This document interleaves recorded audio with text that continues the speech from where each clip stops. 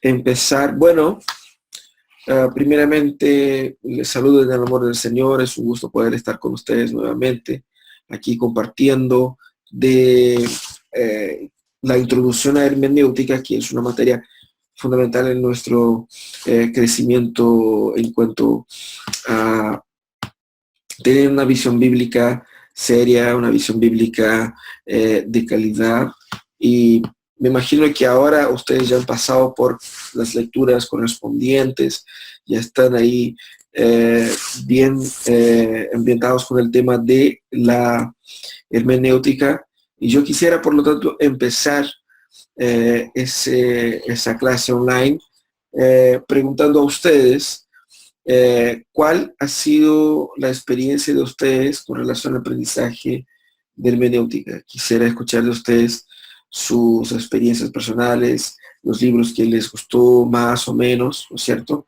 Entonces vamos ahí uno a uno compartiendo algo breve, un par de minutos nomás, solamente comentando cómo les ha ido y qué es lo que más les ha gustado y qué creen que eh, necesitan todavía. Empezando aquí por Héctor de la séptima región, porque tenemos dos Héctores, ¿no? Héctor, cuéntanos un poco sobre su experiencia con la materia. Bueno, como se lo decía antes, la verdad es que ha sido un beneficio para mí el tema de la hermenéutica, dentro de todos los módulos que hemos estado, o los ramos que hemos estado pasando hasta ahora en el diplomado. Creo que ha sido uno de los que más me ha gustado. He aprendido a través de la hermenéutica, me he dado cuenta de los errores que antes cometía. Errores que a veces, cuando a veces tomaba un versículo, lo sacaba de contexto, ahora he aprendido a llevarlo en una línea contextual, y si quiero ir argumentándolo con otros textos, también he aprendido que tengo que considerar el contexto de los otros versículos. Entonces, en general ha sido eso, ha sido un acercamiento a considerar lo que envuelve al versículo, lo que envuelve al texto en el cual quizás muchas veces me quiero basar para desarrollar alguna temática. Entonces, desde esa perspectiva, considero que ha sido bastante bueno, y también me ha ayudado para argumentar y para darme cuenta también de los errores a veces que como congregación también cometemos. Pero ha sido en general eso, y muy bueno el tema de hermenéutica. Buenísimo, muchas gracias, Héctor. Pablo, ¿cómo estás, Pablo? Bien, vamos, un gusto volver a reunirnos en una clase.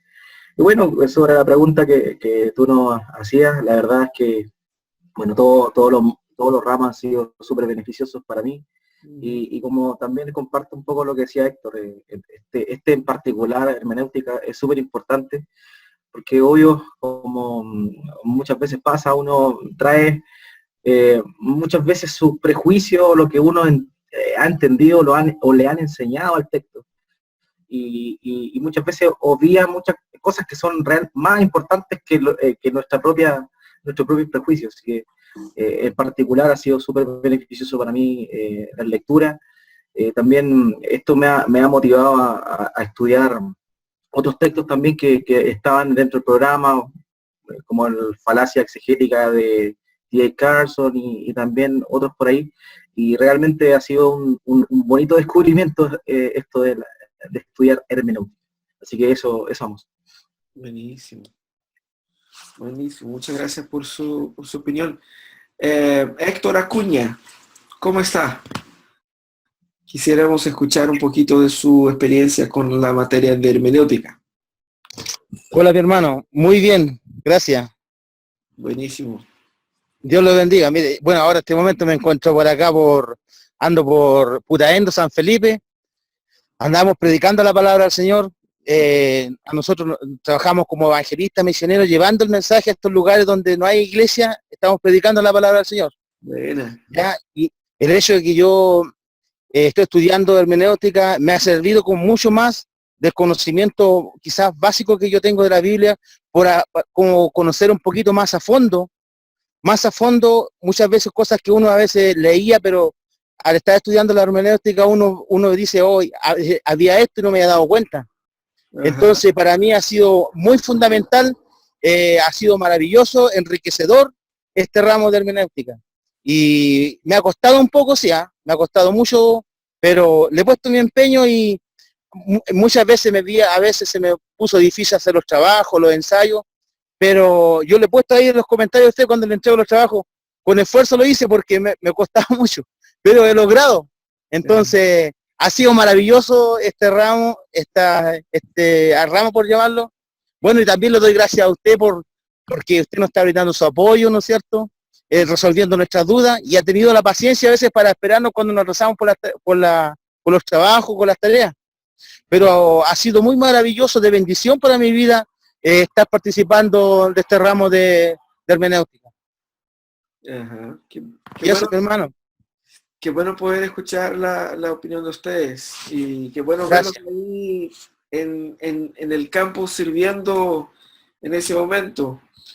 Correcto. Igual como estás en la calle, de repente cuidado para que nadie te pille con la cámara y, y te robe. Claro, ahora estoy con mi celular aquí, venimos recién saliendo acá de Putaendo, vamos para Viña.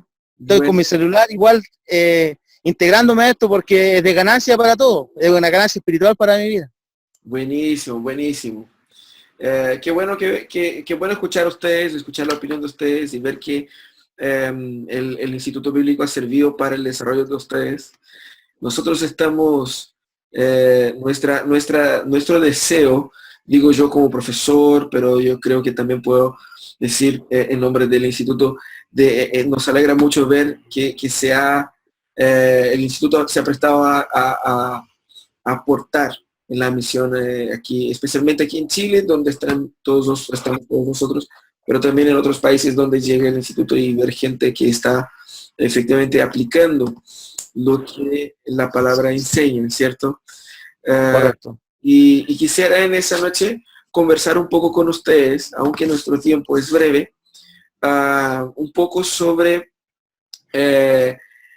algunos aspectos más finales de la hermenéutica, especialmente en el uso de la Biblia, y que algunos por la práctica, digo yo, por la experiencia personal, porque le tocó de repente predicar, le tocó hacer, termina usando la Biblia de una forma que es más sentido común que de una forma, digamos, bien pensada, ¿cierto? Y por lo tanto, debemos ver cómo efectivamente debemos usar la Biblia de una forma más teológica. Hay algunos métodos de interpretación bíblica que nosotros debemos considerar y algunas estrategias que podemos utilizar en el momento de utilizar la Biblia de una forma más funcional. Lo primero que nosotros vemos en cuanto a la utilización de la Biblia es la utilización de la Biblia de una forma analógica. Les voy a poner aquí, ahí voy a compartir un cuadrito que va a ser más práctico.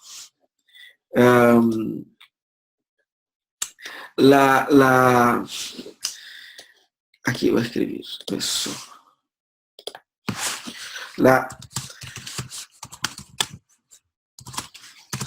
La analogía de la fe. ¿De qué se trata esa analogía? Nosotros estamos conscientes de que en el trabajo de interpretar las escrituras debemos tener consciente que la Biblia fue escrita a lo largo de más o menos 1400 años por muchísimos autores en idiomas distintos, en realidades distintas, pero siempre trae un concepto base. Cuando nosotros hablamos de analogía de la fe, estamos basándonos en el concepto de que existe una correlación de los textos que yo debo encontrar al momento de interpretar determinados textos.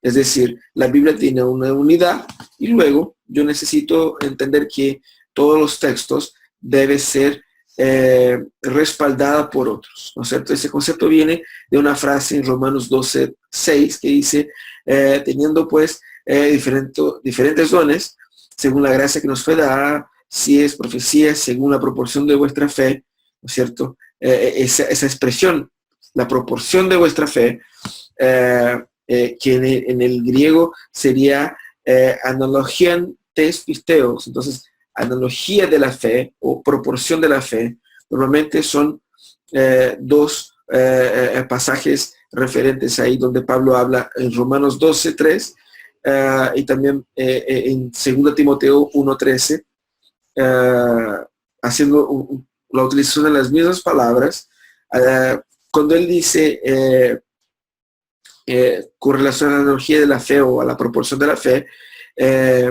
habla básicamente de una visión de un proceso interpretativo base a lo que ya fue establecido en otros contextos.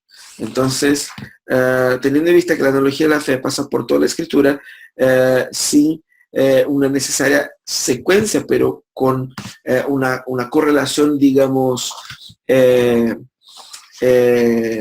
dinámica, donde uno no está necesariamente hablando en el mismo tiempo, en la misma historia, pero está hablando de historias distintas, pero del mismo concepto, donde uno pueda comparar esos conceptos tratados y ver que hay una correlación. Entonces, en ese sentido, nosotros podemos ver qué es lo que es esa analogía de la fe, es decir, hay una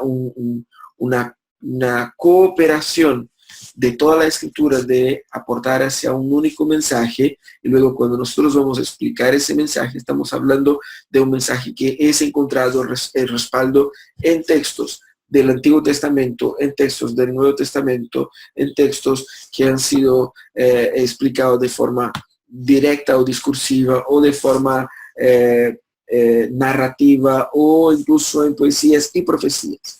Entonces estamos hablando de que hay diversas metodologías de presentación del texto, pero aún así, aún siendo diferentes autores, todos esos textos naturalmente nos apuntan hacia lo que es un concepto general que la Biblia nos enseña. Eso nos apunta a un otro aspecto muy interesante también, que es la analogía de las escrituras. La analogía de la fe tiene que ver con el concepto que está por detrás, es decir, las doctrinas son afirmadas bajo un conjunto de doctrinas que encontramos de forma masiva en las escrituras, y la analogía de las escrituras es un concepto donde muchos pasajes de las escrituras apuntan, respaldan determinadas doctrinas. Por ejemplo, utilizar ahí para defender determinadas doctrinas muchas veces se reposa o se basa en un verso o en un texto, en un versículo solamente, pero en un análisis básico a lo largo de la escritura uno ve que, bueno, hay un montón de textos que dicen lo opuesto. ¿Qué hago yo con eso? Entonces, esa analogía de las escrituras nos hace ver que hay ciertos términos que tienen un significado especial dentro de la escritura y que necesitan respaldo más amplio. El uso de esas citas o citaciones directas nos ayudan a encontrar un mejor respaldo a esos textos, y luego nosotros podemos ver que esos textos siendo respaldados por una gran cantidad de testigos, por decirlo así, ayudan a dar una coherencia a nuestra fe. Eso es lo fundamental. Cuando hablamos de analogía de la fe o analogía de la escritura, estamos hablando de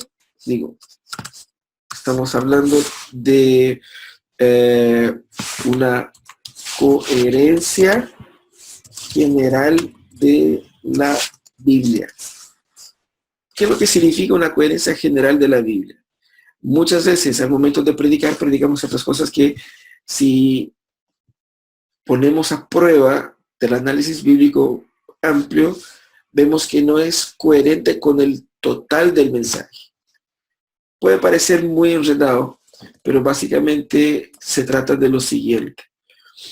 Cuando nosotros entendemos el macro relato, tenemos una comprensión mucho más fácil de los micro relatos. El macro relato nos ayuda a comprender el micro relato.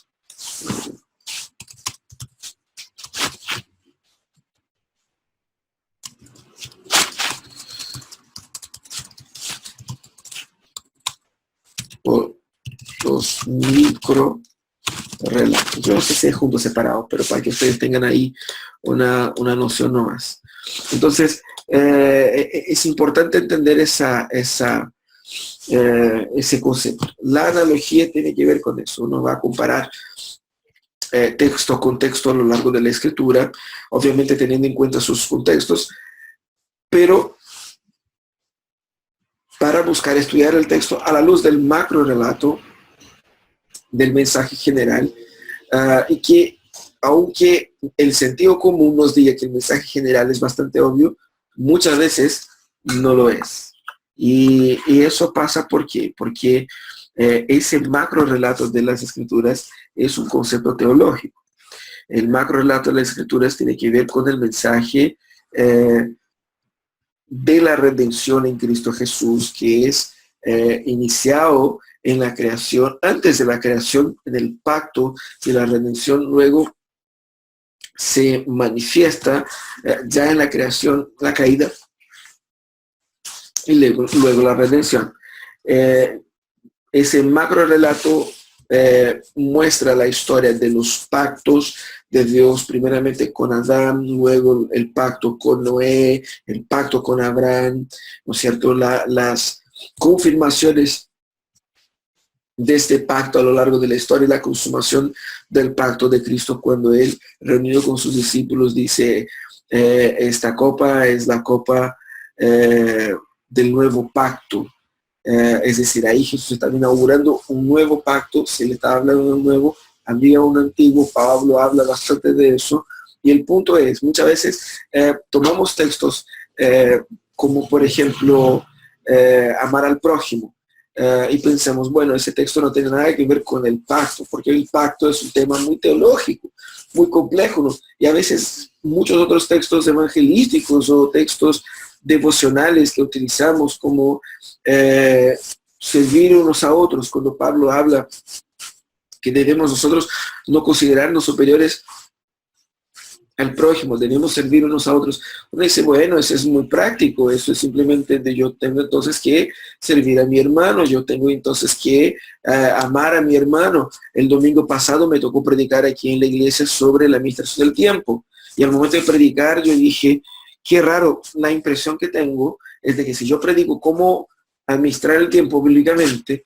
voy a parecer esos predicadores que predican como si fueran una charla de universidad o que si fuera una cuestión de autoayuda, o esos matinales donde la gente da así como algunos tips para mejorar su vida.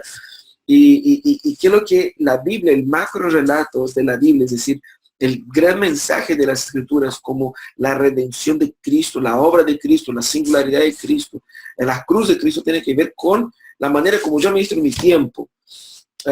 Parece que tenemos que dar una inmensa vuelta para llegar de la cruz de Cristo a ponerme al día con mis horarios, pero en realidad, si nosotros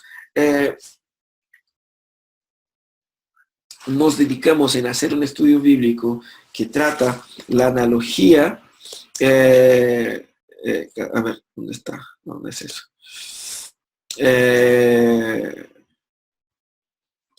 Que trata no es eso.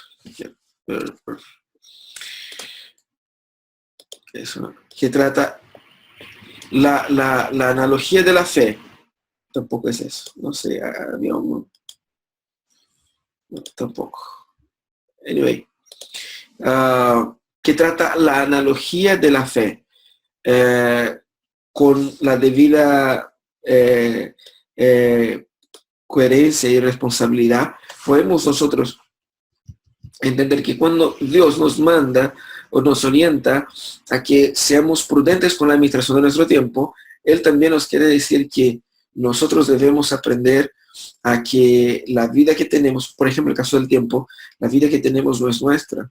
Yo debo ser prudente con eso, porque esa prudencia con los recursos que yo tengo, en ese caso el tiempo, fueron conquistados con la sangre de Jesús que fue derramada. Entonces yo debo administrar mi tiempo no solamente para tener una buena vida, sino que yo como esclavo de Cristo, yo como comprado por la sangre de Cristo, yo tengo una responsabilidad ante Cristo.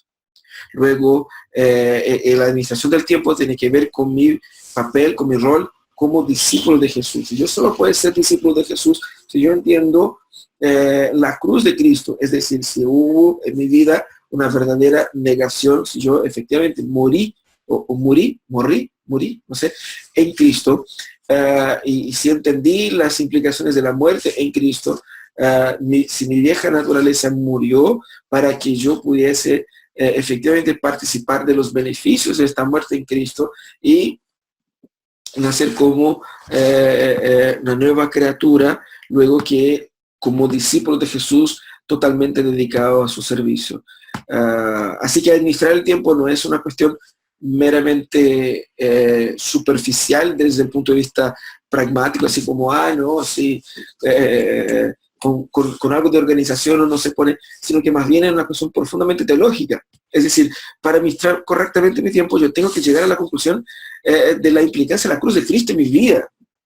Entonces uno se da cuenta que cualquier tema que uno vaya a trabajar en las Escrituras puede llegar a ser un tema mucho más complejo de lo que es, si mirada desde la perspectiva del relato. Pero no meramente complejo, pero complejo, porque complejo es una palabra que asusta, pero quisiera dejar la palabra, va a ser una comprensión de un texto, una comprensión completa de las implicancias de lo que esos temas significan. Luego, amar a la esposa no es algo que, bueno, uno tiene que tratar de practicar y llegar a en el horario en los eventos o ser cumplidor con sus tareas o qué sé yo. No es simplemente una cuestión de personalidad, de carácter, sino que más bien tiene que ver con aspectos muy profundos de la espiritualidad y que la Biblia nos ayuda a caminar en ese sentido, a entender eso. Ahora quisiera saber si ustedes me están siguiendo, se están acompañando y si tienen alguna pregunta con relación a lo que hemos comentado hasta el momento.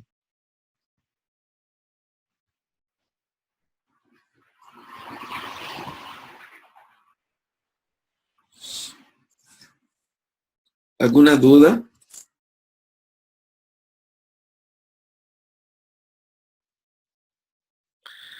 Cualquier pregunta ustedes pueden interrumpir o pueden escribir ahí en el chat y ahí vamos siguiendo. ¿Ok? Bueno, es un principio bíblico que nosotros reforzamos ahí, especialmente en la Reforma Protestante, donde las Escrituras son su primer instrumento de interpretación. Las Escrituras interpretan las Escrituras. Con bastante frecuencia lo que es oscuro en una parte pasa a ser claro en otra parte. La herramienta hermenéutica, entonces, deben ser esos pasajes paralelos. Con el contexto inmediato no ayuda a los intérpretes a descubrir el significado del pasaje. Entonces, ellos pueden utilizar dos tipos de pasajes paralelos para encontrar el sentido del texto, ¿no? Está el pasaje paralelo verbal, que es decir, muchas veces la misma palabra, la misma frase o expresión aparece en dos o más textos en una conexión semejante, o sea, una conexión similar, diría yo. Entonces es muy importante que el estudiante de la Biblia pueda verificar la repetición de la construcción, sea una construcción verbal, sea una construcción de significado. Un ejemplo interesante es en algunos aplicativos, algunas aplicaciones, algunos programas para exégesis, para estudio bíblico online, ayudan a hacer ese tipo de trabajo. Yo ya he hecho en un programa, creo que comenté con ustedes un programa, una página llamado Bible Arc,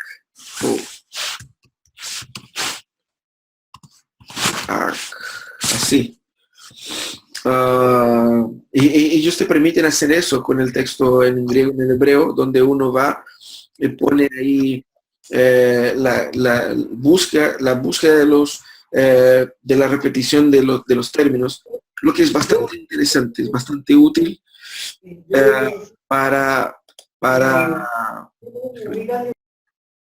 bastante útil para todos nosotros. Encontrar de repente, uno está preparando un mensaje, un sermón, un estudio, encontrar esas repeticiones es importante. Ahora, está también el pasaje paralelo tópico, que es aquella que trata de los mismos hechos, de los mismos asuntos, de los mismos sentimientos o doctrinas del pasaje que nosotros estamos utilizando. Entonces, yo puedo comparar textualmente, como dije, en un pasaje paralelo textual o un pasaje paralelo temático, diría yo, o tópico, que no usan las mismas palabras, pero habla del mismo tema. Entonces, los sinóticos, por ejemplo, son un ejemplo bastante claro de eso, de cómo uno puede comparar y ver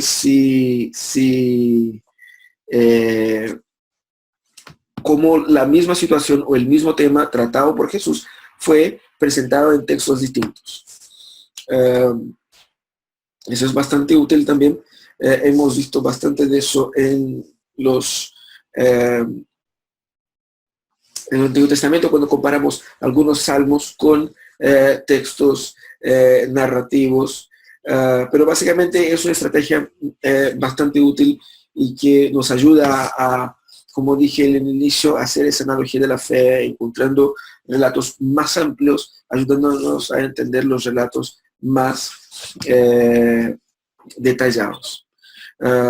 También, obviamente, dentro del proceso está la utilización de las palabras claves. Las palabras claves, uno puede pensar que es un concepto bastante sencillo, pero de cierta manera, por ejemplo, trabajando en otros cursos, en otros seminarios con relación a la exégesis, algunos alumnos de exégesis, al momento de elegir las palabras claves de un texto para hacer la exégesis, hay alumnos que seleccionan todo tipo de palabras. O sea, cualquier palabra puede ser una palabra clave para ellos. Otros seleccionan pocas palabras, pero no necesariamente palabras claves. Es decir, la identificación de palabras claves no siempre es tan fácil y tan obvia como algunos pueden imaginar.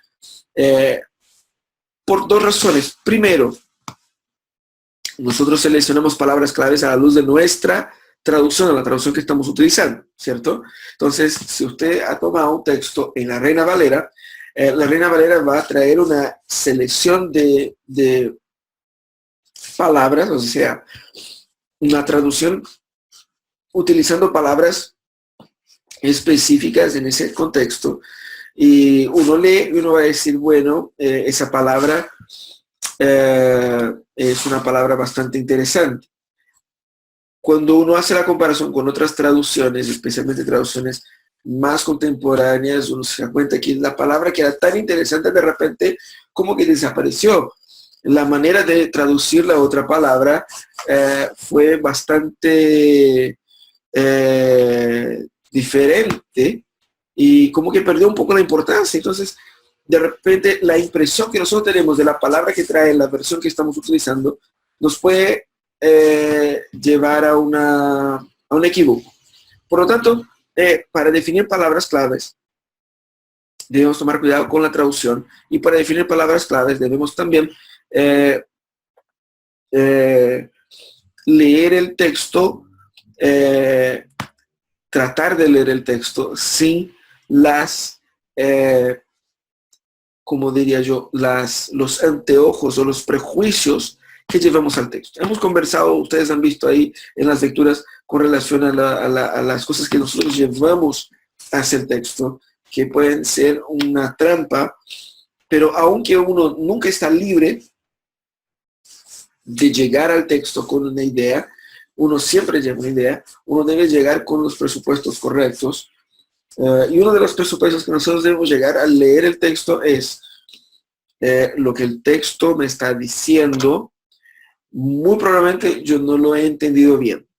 Entonces debo tratar de investigar el texto como si fuera mi primera vez. Ese es un ejercicio que cuesta un poco, pero que tenemos que hacer para no caer en ciertas trampas. Por ejemplo, hubo un alumno que hizo una exégesis en un texto del Evangelio donde Jesús hablaba del divorcio. El tema es, el divorcio sí era un tema que Jesús abordaba en esos versículos, pero no era necesariamente el tema o el contexto del capítulo. Mayormente el divorcio surgió en el texto, no como un tópico especial, sino que más bien como un ejemplo de un tema más amplio. Y el alumno quería hacer un trabajo sobre divorcio. Seleccionó un texto que hablaba de divorcio, pero ese texto, aunque hablara de divorcio, no hablaba de divorcio como para defender una doctrina, por ejemplo, porque él tenía sus limitaciones. Un ejemplo más claro es el ejemplo de Hechos 3, que es Hechos 3, inicia el texto con Pedro y Juan subiendo al templo, y a la entrada del templo estaba un hombre deficiente, físico, cojo, y que Pedro le dice entonces: no tengo plata ni oro, pero lo que tengo, eso te doy, en el nombre de Jesús el Nazareno, levántate y anda, y camina. Y ese hombre fue sanado y pasó a experimentar un gran milagro. Cuando nosotros miramos el texto y decimos, bueno, aquí tengo un muy buen texto para el mensaje del domingo, ¿cierto? Vamos a hablar sobre cómo Dios sana a las personas y cambia la vida de las personas. No obstante, ese texto, pese a contar la historia del cojo, no tiene por objetivo, según el contexto, tratar de ese tema. El propósito de la historia del cojo en el inicio del capítulo 3 era para servir de introducción, de enganche, de lo que pasaría en secuencia. Es decir, la sanidad de un hombre cojo provocó la ocasión para la predicación del Evangelio y para la conversión de muchas personas. Eso era interesante. Eso es lo que Lucas quería hablar. No que no era importante la sanidad del muchacho, obviamente, pero no era el tema, no era el foco principal.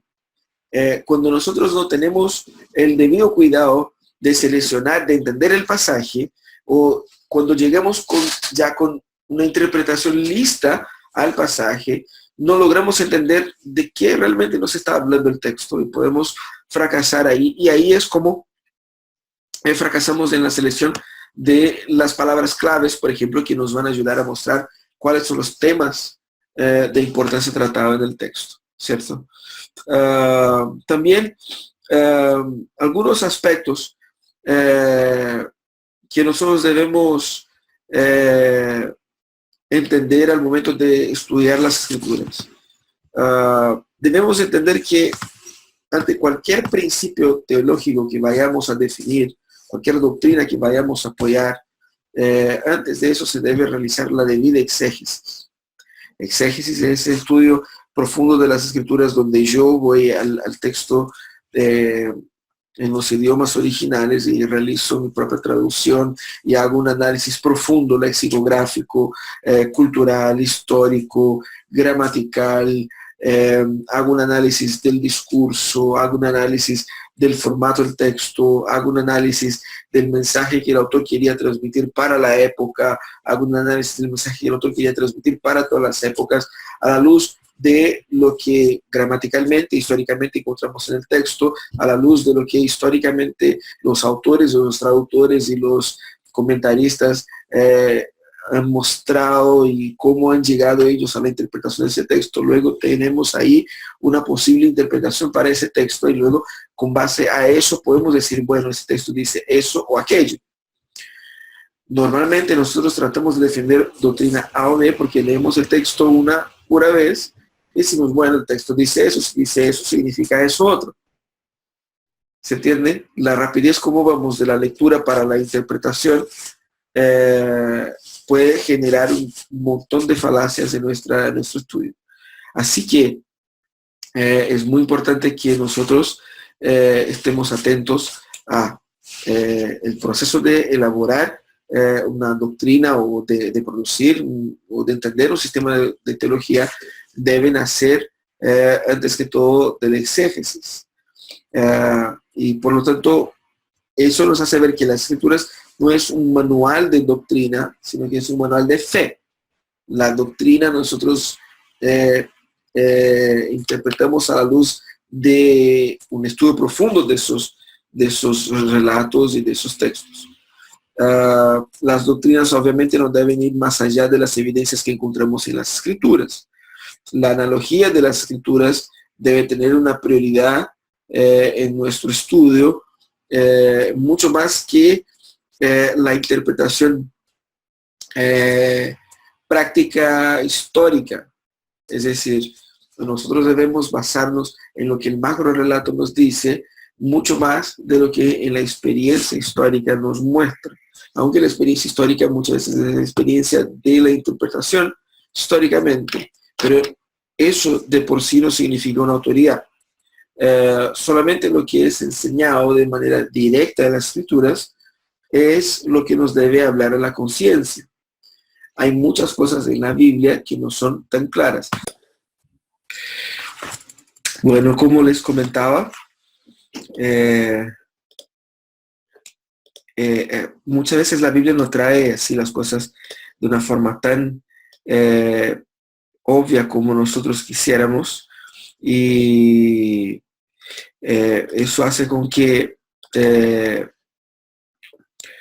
la definición de ciertas doctrinas o de ciertos temas genere una discusión que va más allá de nuestras capacidades de solucionar. Por lo tanto, cuando nosotros hablamos que las escrituras deben tratar o deben traer a la conciencia solamente lo que es claramente enseñado, no estamos hablando de que hay cosas que no se deben creer en las escrituras.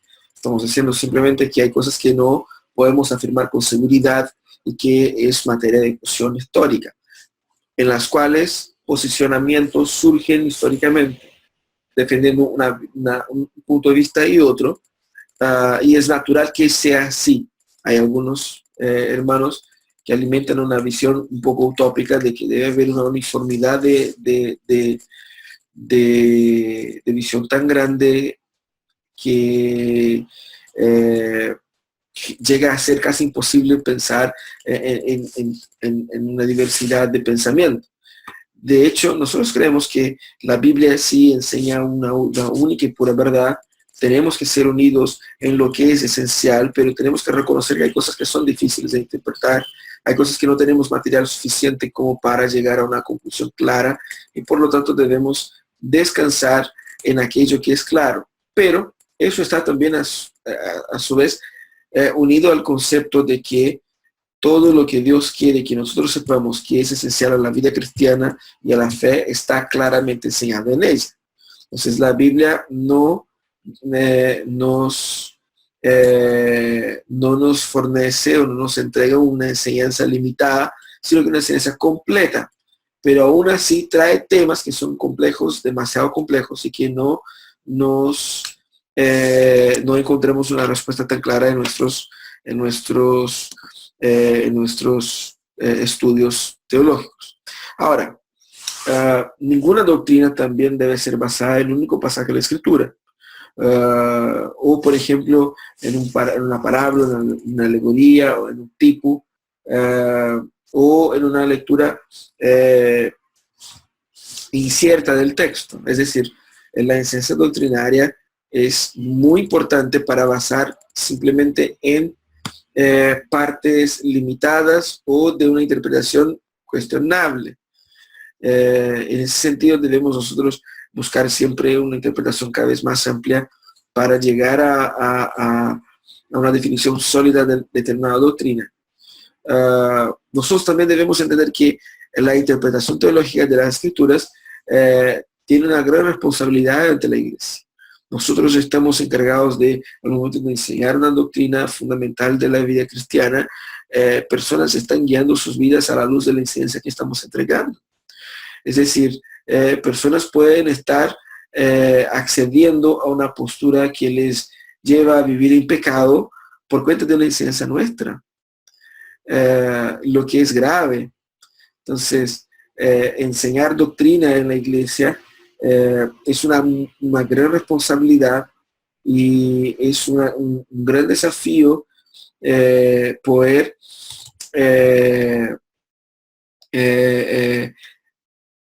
enseñarlas con prudencia, enseñarlas con la debida coherencia, comparando el macro relato para entender los micro relatos y no caer en la trampa de enseñar cosas que definitivamente la Biblia en un amplio relato no nos enseña, y en no contradecir otras partes de las Escrituras con lo que defendemos en ciertas doctrinas. Entonces, es un gran desafío nuestro buscar tener una interpretación teológica de las Escrituras que ayude a la Iglesia a madurar en su interpretación, en su manejo, en su uso de las Escrituras. Espero haber contribuido con la materia en el sentido de complementar un poco lo que los otros autores han explicado. Imagino que especialmente los textos que ustedes han leído han dado una perspectiva bastante práctica de lo que es hermenéutica. Hay muchos otros textos interesantes que pudiéramos compartir, tanto textos en el castellano o en textos en portugués, pero básicamente lo que nosotros hemos entregado como material de lectura está bueno como para empezar.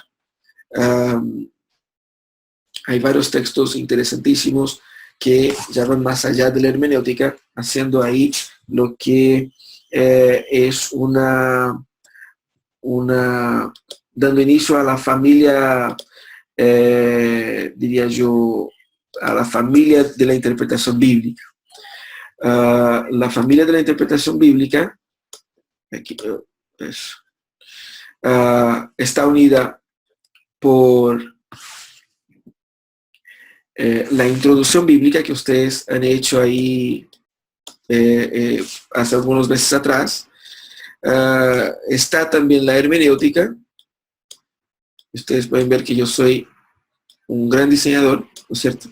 Y también está la exégesis. La exégesis, los términos, como ustedes ya probablemente lo han visto en otros libros, a veces hermenéutica y exégesis, la gente trata de definir qué es lo que es uno, qué es lo que es otro. A mí me gusta entender de la siguiente manera. Todo eso es parte de una gran familia y todo eso se mezcla. Todo eso está unido en el trabajo interpretativo.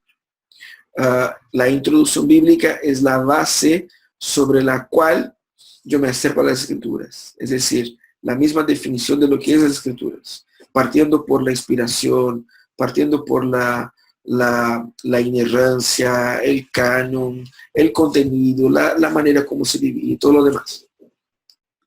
Historia, geografía, arqueología bíblica y todo lo básico como para poder llegar a la Escritura. Hermenéutica tiene que ver con los conceptos interpretativos, mientras que la exégesis es más la parte práctica. Obviamente que hay divergencias en esos detalles, pero básicamente yo interpreto así. Es decir, ustedes han avanzado en esos dos aspectos, en un aspecto introductorio, en un aspecto conceptual y es importante ir avanzando también en un aspecto práctico de la ejecución de la exégesis.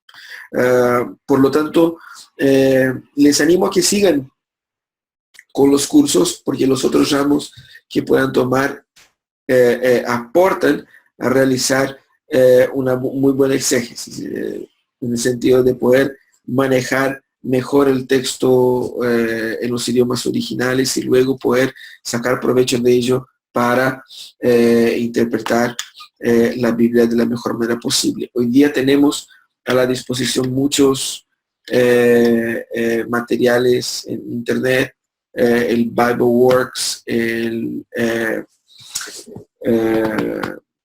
hay un otro que está también para descargar en Apple Store, tanto para computadores como para celulares, y páginas varias. Les he compartido algunos links que ayudan a los alumnos, a los estudiantes que aún sin conocer mucho del idioma original, pueden sacar algún provecho. Y también está algunas páginas y algunos ministerios que ofrecen cursos de idiomas bíblicos, donde uno puede sacar ahí, tener algunas ideas para poder seguir invirtiendo en su estudio de las escrituras. Ahora, la pregunta que ustedes pueden hacer es, ya, bueno, si yo no domino griego o hebreo, no puedo interpretar las escrituras correctamente. Eso ya lo hemos respondido en otros contextos, pero obviamente que la verdad es que sí se puede. El Señor en su gracia nos ha dado todas las herramientas necesarias, aún sin tener el debido conocimiento del griego y hebreo para hacerlo. Porque si yo no sé, y yo como pastor, muchas veces no, los domingos me toca predicar, durante la semana tengo que preparar los mensajes, y eso significa que yo necesito interpretarlos, y para interpretarlos yo no siempre tengo la última examen, el último, o todas las capacidades o todas las condiciones para hacer un examen de las escrituras profundo como se necesita. Entonces uno recorre a los académicos, y que ellos han utilizado varios años de sus vidas estudiando esos textos y nos pueden brindar muchas informaciones útiles. Entonces, en ese sentido uno puede sacar bastante provecho. Mi aporte es en el sentido de que ustedes visualicen la tarea tríplice de las escrituras, es decir, del examen de escrituras. Hay una introducción que hacer, hay un concepto que dominar, pero también hay una parte práctica que necesita ser desarrollada con sabiduría para poder sacar el mejor provecho de las escrituras, ¿no es cierto? Que compartan. Yo tengo algunos aquí, me parece que había compartido, déjame ver. Hay varios de esos libros que están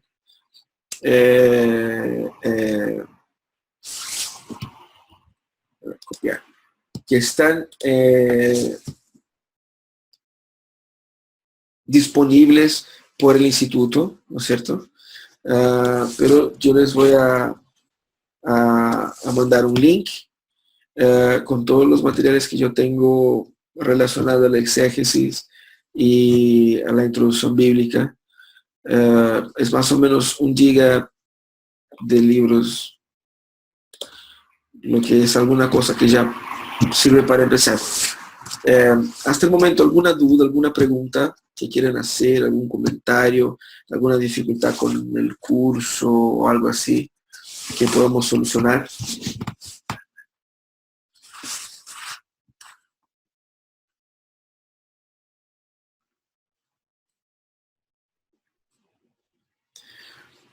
¿Todo ok?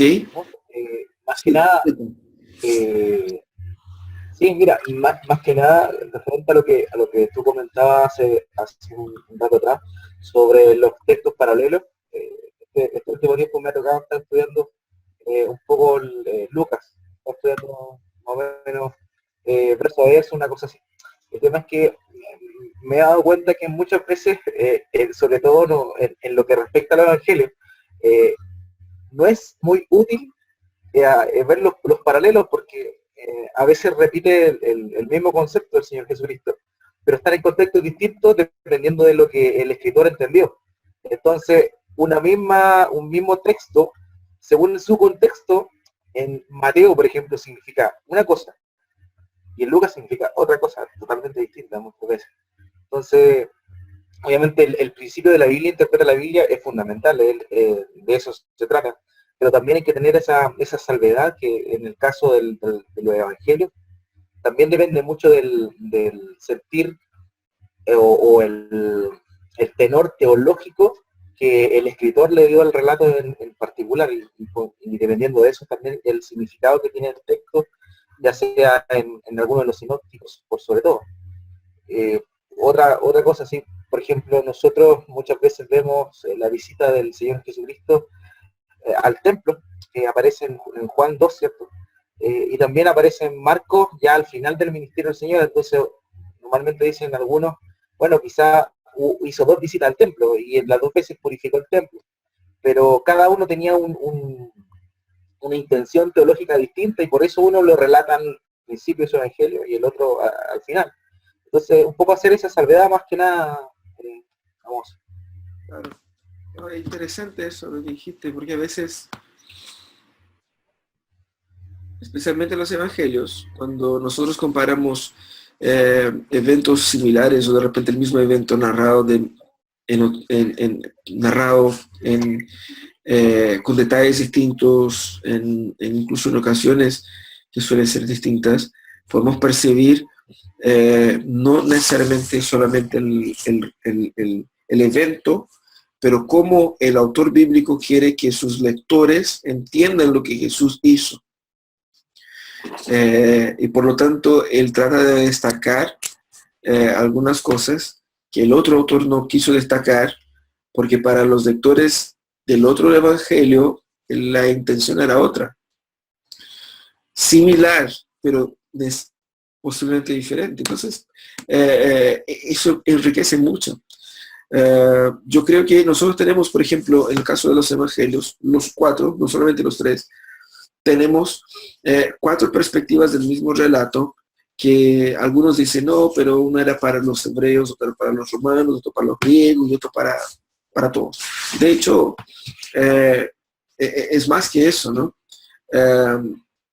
Nosotros en nuestra cultura podemos identificar personas que tienen un perfil más legalista, tienen personas que son de un perfil más seculares, tienen personas que son de un perfil más pragmáticos, son perfiles que identificamos incluso dentro de la misma iglesia, y que cuando vemos el mensaje de Jesús hablando a personas que son esclavas de la ley, sea de la ley religiosa, la ley moral, que se autoimpone, legalistas de una forma general, encuentran un Cristo que es un libertador de la ley en Mateo.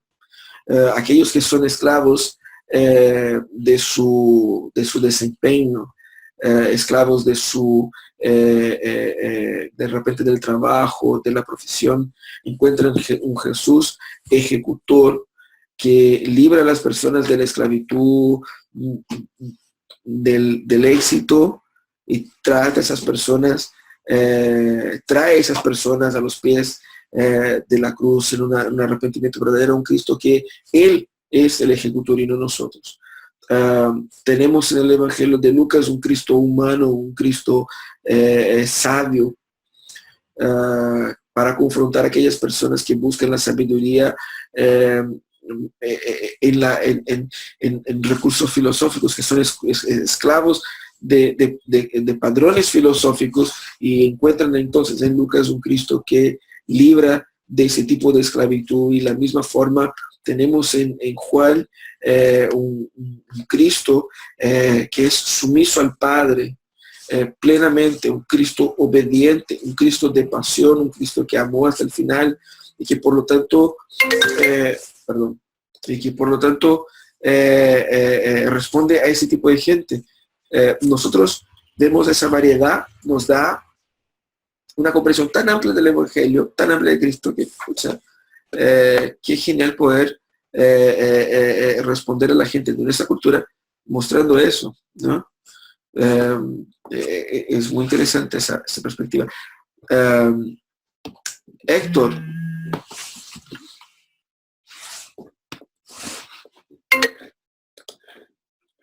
Bueno, estuve me quedo con una parte cuando se hablaba de la analogía de la fe de la escritura, ¿cierto? Que es igual a la coherencia en general de la Biblia, que debe haber una coherencia en general en todo lo que es la escritura.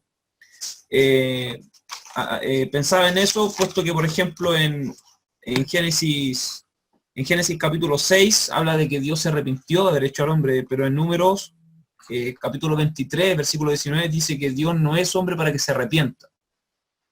Entonces, bajo ese precepto que debemos tener de la analogía de la fe, de la escritura, que debe ser todo coherente, entonces posiblemente un simple análisis del concepto o un simple análisis paralelo de las palabras que las podríamos encontrar dentro de la escritura no nos serviría para determinar realmente cuál era el motivo o la exactitud a lo que se refería en aquellos textos. Entonces ahí entra un poco más en el tema de la exégesis, que es importante que vayamos al significado original, a la condición de Dios, porque en realidad Dios no tiene nada de que se arrepienta, puesto que Dios nunca ha pecado. El hombre tiene esa condición de volverse de su error, pero Dios nunca se vuelve de su error. Entonces el concepto de arrepentimiento para Dios es diferente al concepto de arrepentimiento que es para el hombre. Entonces entramos en todo lo que es un análisis más profundo, incluso cuando hay conceptos que se aplican precisamente solamente a Dios, Claro, por su condición divina. claro. Y es interesante porque hay cosas que nosotros no tratamos con tanta preocupación, pero por ejemplo, decimos claramente que nuestras vidas están en las manos de Dios, ¿no es verdad? Pero la pregunta es, ¿Dios tiene manos? O sea, Dios no tiene manos. Dios es espíritu, la Biblia dice. Cristo sí tiene manos. Pero aún si yo dijera que estamos en las manos de Cristo,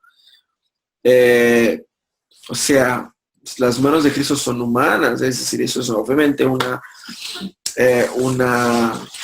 una figura del lenguaje, no es algo que yo pueda decir en serio, así como no. De hecho, ¿no? Si la mano, yo estoy caminando en el suelo, por abajo del suelo, está la mano de Dios. O sea, sustentar eso es un poco exagerado. ¿Por qué nosotros no tenemos problema con la mano de Dios, pero sí con el arrepentimiento? Que es una forma humana de expresar un sentimiento, una reacción o algo de Dios. Porque obviamente dentro del lenguaje, de la manera de expresar ciertos conceptos, el autor utilizó recursos aquí a veces son más humanos y que nos generan una empatía interpretativa, pero que al futuro uno se pone grave con ciertos versículos y dice, no, si Dios se arrepiente. Dios se arrepintió porque Dios se arrepintió aquí, porque mira lo que dice la Biblia, Dios se arrepiente. Entonces, o sea, la misma lógica es la lógica que va a decir que no, que la mano de Dios, que Dios sí tiene manos, porque nosotros, ¿no es cierto?, con sus manos, ¿no es cierto?, Dios debe tener pulmones porque sopló, ¿no es cierto?, somos el soplo de, entonces, esa visión así bastante, ¿cómo diría yo?, concreta, es una dificultad para interpretar con problemas como ese, ¿no es cierto? Y es por eso que nosotros debemos entender que cuando vayamos a la exégesis, vamos a descubrir problemas textuales, problemas estilísticos que el autor utilizó y que hacía bastante sentido para su época, pero no hace más sentido para nosotros. Entonces, eso permaneció en el texto, pero al momento de interpretar el texto descubrimos que la cosa no es bien así. Una gran discusión que existe, por ejemplo, que un poco no es tan seria, pero Jesús transpiró gotas de sangre, ¿no es cierto? Jesús transpiró sangre, decimos. Pero yo escuché a un pastor, un traductor, que me decía, mira, es que no que transpiró sangre. La Biblia dice que eran gotas como de sangre, pero no dijo que era sangre. Y dejó la duda. Y uno queda así, pero si toda la vida yo pensé que era sangre. Y de repente puede que no sea.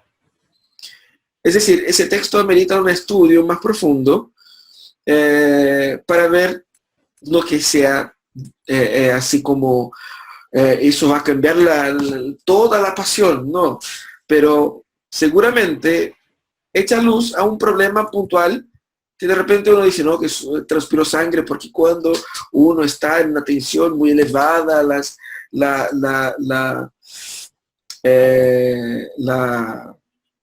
la sangre puede brotar de los poros, qué sé yo, pero interesantemente ningún escritor bíblico comentó de la reacción de los discípulos de ver Jesús sangrando, ¿no es cierto? Nadie dijo que Jesús estaba sangrando.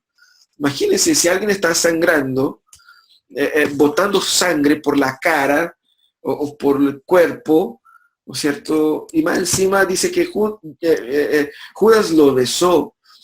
Entonces, a ver, estaba sangrando, ¿cómo hizo? ¿Lo limpió? ¿Fue poquito? ¿Fue mucho? Es una situación interesante que de repente, un problema que puede ser un poco tonto, pero que ilustra problemas más graves, que son puntos doctrinales, ¿no es cierto? Que si uno mira así como al detalle, la Biblia no dice exactamente eso. O como dice, la gente dice, todo puede en Dios que me fortalece, ¿no es cierto? Que mira el letrero uno compra el auto y pone así, ¿no es cierto? El adhesivo, todo puede en Dios que me fortalece. Inicia un negocio, ¿no es cierto? Pone ahí la frase, todo puede en Dios que me fortalece. No, si ahora va adelante, hermano, todo puede en Dios que me fortalece. No sé si era eso lo que Pablo quería decir cuando él escribió, y yo estoy muy seguro por el contexto cercano que exactamente es lo contrario de lo que tú crees, ¿no? Con eso. Es interesante cuando podemos profundizarnos, a veces un poquito más ya sirve, pero cuando vamos más aún, wow, podemos quizás desmitificar algunas cosas que el mundo evangélico tradicionalmente cree que no tiene sentido, ¿no es verdad? Bueno, ha sido un gusto compartir con ustedes, no sé si tienen alguna otra duda. De cualquier manera, estamos atentos ahí a los comentarios de ustedes en el foro allá, tratando de responder siempre que podamos. Y alguna dificultad con las lecturas o con los trabajos, avísenos nomás. Somos muy misericordiosos y tratando de ayudar a que todos efectivamente aprendan y crezcan, ¿es verdad?